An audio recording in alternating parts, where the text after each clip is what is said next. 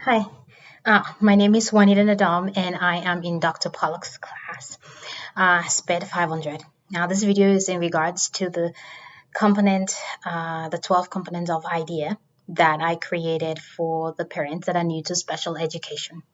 So, the very first part of this that we're going to talk about is parents, guardian, and student involvement in the IEP process. So the parents obviously are, we all know that they are advocates for their children, and parents are partners in education and they are decision making makers. They're part of the decision making when it comes to IEP.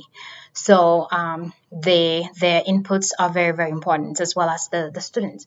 Because when we have the IEP meeting, the student is invited and the student is asked about his future. Where does he see himself doing when he graduates?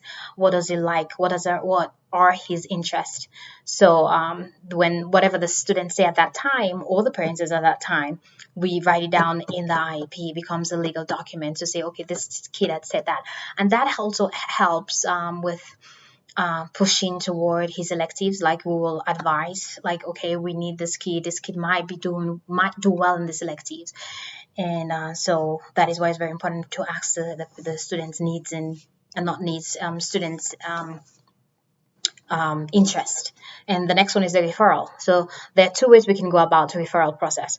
The referral process, one, it can be from a school professional, meaning that it could be from a general education teacher that will refer the students to a psychologist at the school or with the district.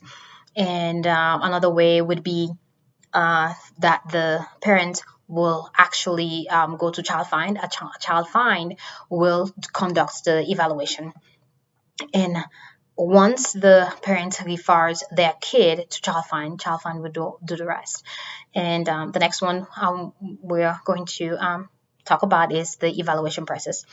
So the district, according to IDEA, the district is allowed to, for 60 days, the district gives the district 60, no, not the district, the IDEA, according to IDEA, the districts allow 60 days to conduct an evaluation. So the evaluation is done by the psychologist.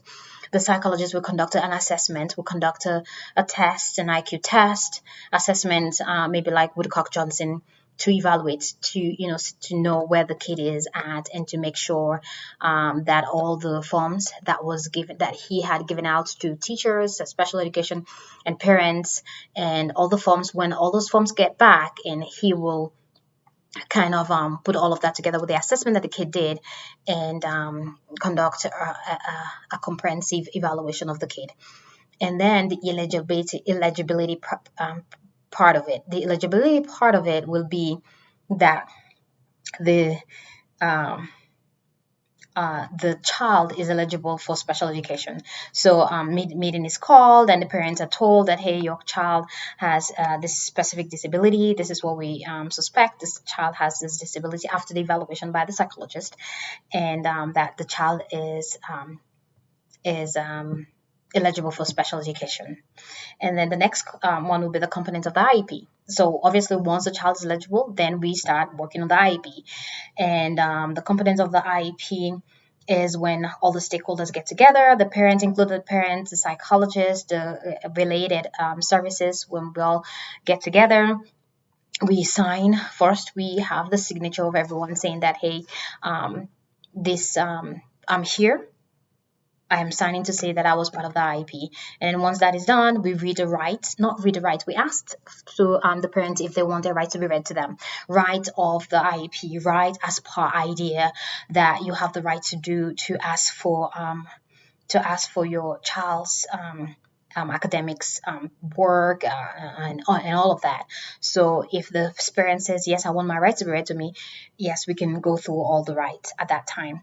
And then once that is done, we will go through the students present level. Present level is where the student is at that time, academically and social emotionally. And in the occupational part of it, occupational therapy will say, okay, this is where the child is. Speech pathologist will say, this is where the child is.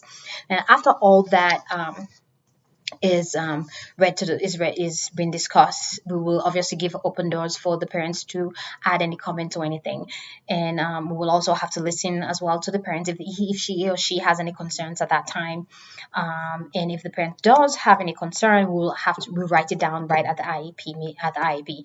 Once all of that is done, then we'll read the goals. Now these are the goals that we came up with as a team for the child, and if the parent has any objection, the parents will be allowed to say that at that time. Say, hey, these goals are too low, or these goals are too high, whatever it is. Then we'll kind of come together as a team and say, hey, the reason why we have these goals is because this is where this child is, and we've kind of discussed so that the parents and us will be on the same page. And the next one will be the participation in tests and state testing. So what kind of state testing will this child be able to do?